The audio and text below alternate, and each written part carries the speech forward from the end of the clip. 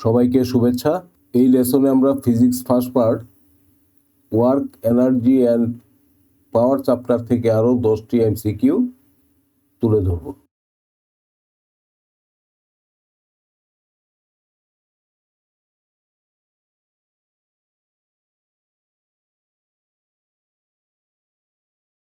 উত্তর হচ্ছে option A 1 and 3। প্রশ্নটাতে বলেছে সমবেগে বৃত্তাকার পথে চললে নাম্বার 1 বস্তুর উপর কোনো কাজ হয় না। সঠিক, কারণ সেন্ট্রিপিটাল ফোর্স দ্বারা সম্পাদিত কাজের পরিমাণ শূন্য। আগের লেসনগুলিতে সেটা ব্যাখ্যা করা হয়েছে। কোনো বল ক্রিয়া করে না। মিথ্যা, কারণ এখানে সেন্ট্রিপিটাল ফোর্স রয়েছে, সেন্ট্রিফিউগাল ফোর্স রয়েছে। নাম্বার 3 বস্তুর বেগ অপরিবর্তিত থাকে। এখানে হয়েছে কি, এই 3 নাম্বারটাকে আমরা মিথ্যাও বলতে পারি, কারণ বেগ বলতে আমরা বুঝি এমন একটা ভেক্টর যার মান এবং দিক দুটি আছে। অ্যাকচুয়ালি বৃত্তাকার পথে যখন একটি বস্তু ঘুরে তখন কি হচ্ছে, এই সেন্ট্রিপিটাল ফোর্স কিন্তু এই ব্যাগের দিক অনবরত পরিবর্তন করে দিচ্ছে, নয়তো এই বস্তুটি বৃত্তাকার পথে ঘুরতে পারতো না। সেই অর্থে আমরা বলতে পারবো যে ব্যাগ প্রতিনিয়ত পরিবর্তিত হচ্ছে। এখানে ব্যাগ বলতে অ্যাকচুয়ালি বোঝাচ্ছে দ্রুতিকে, স্পিডকে বোঝাচ্ছে। সেই অর্থে তারা বোঝাচ্ছে বস্তুর ব্যাগ অপরিবর্তিত থাকে। এখানে ভেলোসিটি বলার প্রয়োজনটা কি ছিল? স্পিড বললে দোষ কি ছিল?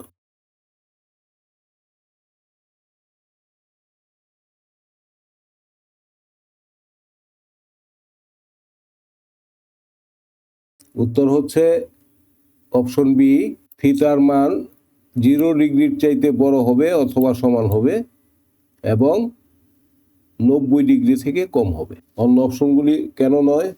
অপশন এ বাদ গেল, থিটা সমান যে 0 হতে পারে সেটার কোনো অপশন তারা এখানে নাই। অপশন বি তো আমাদের উত্তর। অপশন সিতে থিটা সমান 90 হতে পারে। থিটা সমান 90 মানে তো 0, তো এটা তো কোনো ধনাত্মক মান হলো না, এই জন্য অপশন সি বাদ। আর অপশন ডি এর তো প্রশ্নই নেই।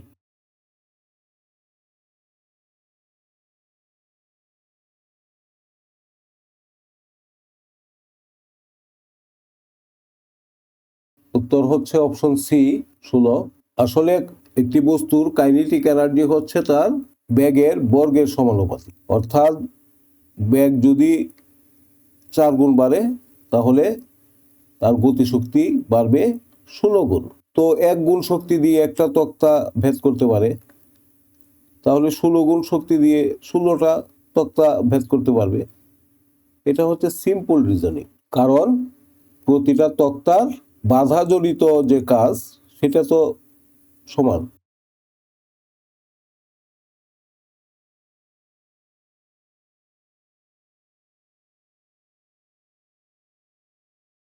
উত্তর হচ্ছে অপশন ডি 64 মিটার। তো 80 মিটার উচ্চতা থেকে যখন ভূমিতে পড়ে, ভূমিতে পড়ার আগে তার শক্তি ছিল কত? mg into 80।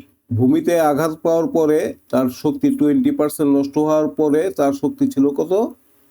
0.8 mg ইন্টু 80, অর্থাৎ mgh। h সমান হলো 0.8 ইন্টু 80 সমান 64 মিটার।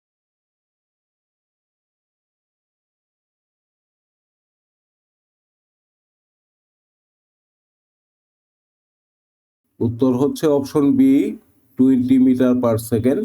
এটা সিম্পল এনাফ, আমার বলার কিছু নাই। ভি সমান √2gh, জাস্ট মান বসাও, সমান 20 মিটার পার সেকেন্ড। এখানে লক্ষণীয় বিষয় হচ্ছে জি এর মান 10 মিটার পার সেকেন্ড স্কোয়ার ধরতে বলেছে।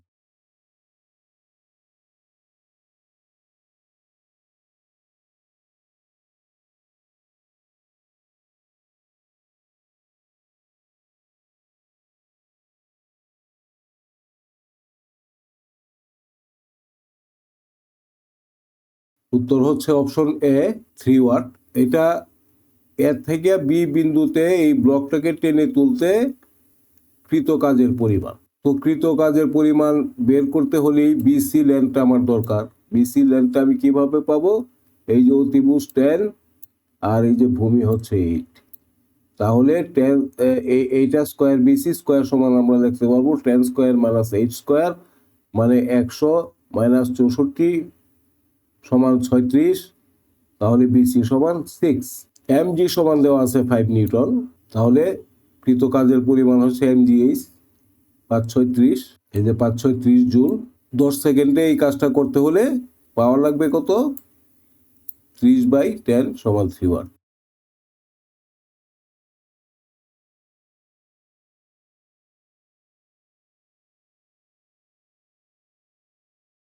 উত্তর হচ্ছে option B, P equals to F into V. Actually power সমান vector F dot vector V.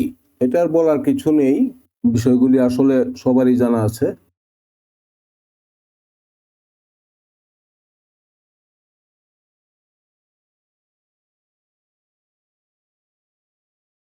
উত্তর হচ্ছে option B, 6516 horse power. Actually কাজের পরিমাণ হচ্ছে mg/t। এটা হচ্ছে এই পরিমাণ পানিকে 50 মিটার তুলতে হলে অ্যাকচুয়াল যে কাজের প্রয়োজন সেই কাজটা, কিন্তু মোটর সেই পরিমাণ শক্তি দিতে গেলেই মোটরের তৈরি করতে হবে আরো বেশি শক্তি। সেই শক্তি থেকে 70% কাজে লাগবে আর 30% নষ্ট হয়ে যাবে। তো এখানে পি সমান যে ইউজফুল পাওয়ার আছে সেইটা যতটুকু বের হবে সেটা এখানে বসিয়ে দিলে মোটর পাওয়ার বেরোবে তোমার 6516 হর্স পাওয়ার।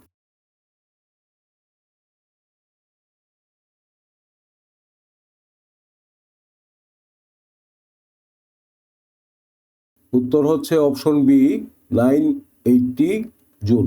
কি বলেছে প্রশ্নে? 20 কেজি ভরের একজন ব্যক্তির 25 সেন্টিমিটার উচ্চতার 20টি সিঁড়ি উঠলে কৃত কাজ কত? তো টোটাল হাইট 20টা সিঁড়িতে কত হয়? 25 সেন্টিমিটার মানে 0.25 মিটার। সেই হিসাবে টোটাল হাইট হলো 5 মিটার। তো কাজের পরিমাণ এমজিএইচ, ভেরি সিম্পল, 980 জুল।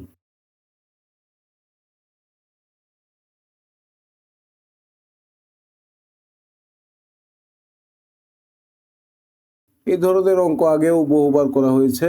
পাওয়ার সমান mg ইন্টু ভি, এম এর মান দেওয়া আছে, ভেলোসিটি দেওয়া আছে। ভেলোসিটি হলো 0.1 মিটার পার সেকেন্ড। জাস্ট বসিয়ে দিলেই উত্তর বেরোবে 98 ওয়াট। ঠিক আছে, এই লেসনের এখানেই সমাপ্তি।